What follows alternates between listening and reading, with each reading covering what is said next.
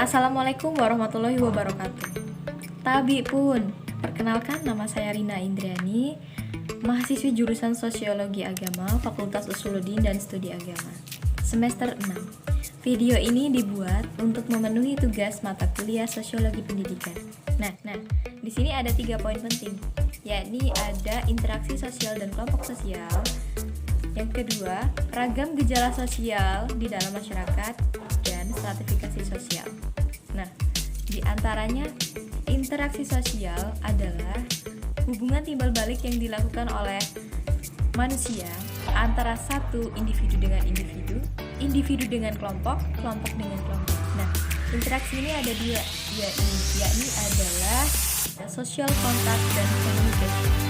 Nah, bentuk-bentuk interaksi sosial ini ada kerjasama, akomodasi, asimilasi, dan akulturasi dan disosiasi.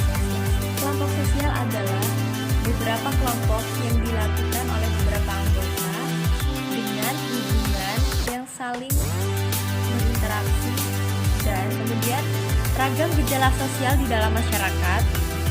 Nah, ragam gejala sosial yang terjadi di dalam masyarakat merupakan peristiwa yang terjadi di antara dan oleh manusia, baik secara individu maupun kelompok.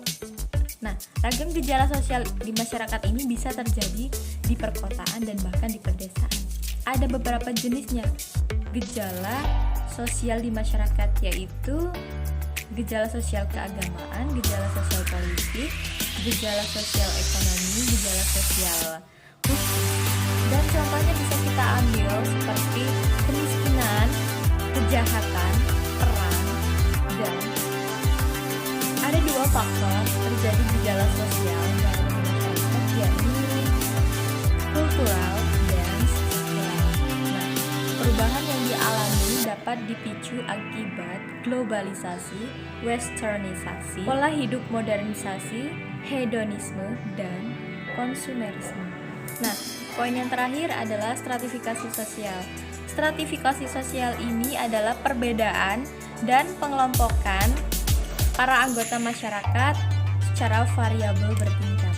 Nah, menurut Gaetano Mosca, bahwa perbedaan di masyarakat ini merupakan konsep dari kekuasaan itu sendiri.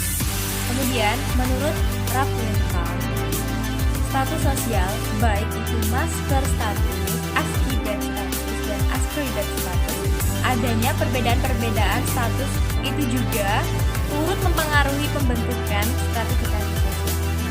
Jenis-jenis stratifikasi sosial ini ada beberapa, di antaranya stratifikasi usia, stratifikasi agama, stratifikasi kelamin, stratifikasi etnis, dan stratifikasi ras.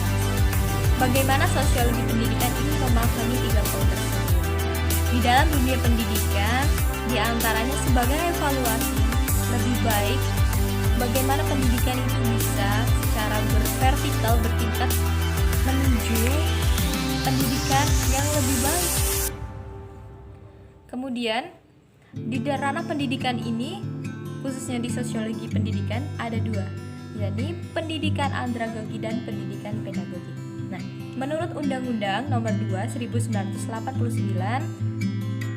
pendidikan merupakan upaya sadar yang dilakukan oleh pendidik dalam rangka memandu, mengarahkan, melatih peserta didik sehingga dengan bekal ilmu dan keterampilan itu yang sudah ada di dalam diri peserta didik, maka mereka siap menjalankan perannya di masa yang akan datang. Nah, sosiologi pendidikan ini merupakan ilmu wadah untuk semua di kalangan sekolah bahkan perguruan tinggi. Nah, di sini bagaimana sih sosiologi pendidikan menyikapi di era yang seperti ini? Nah, kita ini menyikapinya walaupun dalam kondisi COVID-19 tidak menghalangi kita sebagai mahasiswa khususnya, yaitu dianjurkan untuk menggunakan media sosial atau online.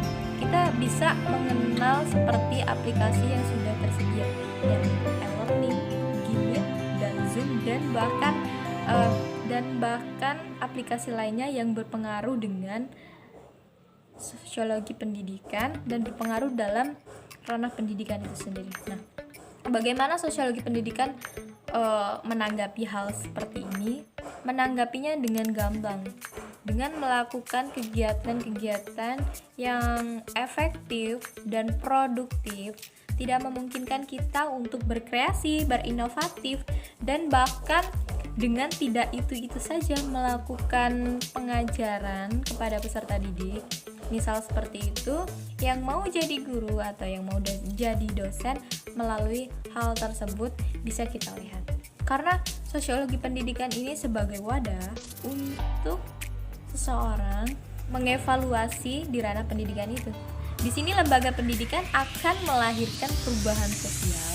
Kenapa? Karena sebaliknya, perubahan tersebut akan mempengaruhi ranah pendidikan. Arah pendidikan yang saling bersinergi dan saling menguntungkan, simbiosis mutualisme. Nah, seperti itulah pandangan sosiologi pendidikan dalam 3 poin ya. Baik, terima kasih. Saya akhiri. Wallahu muwaffiq ila aqwamit thoriq. Wassalamualaikum warahmatullahi wabarakatuh.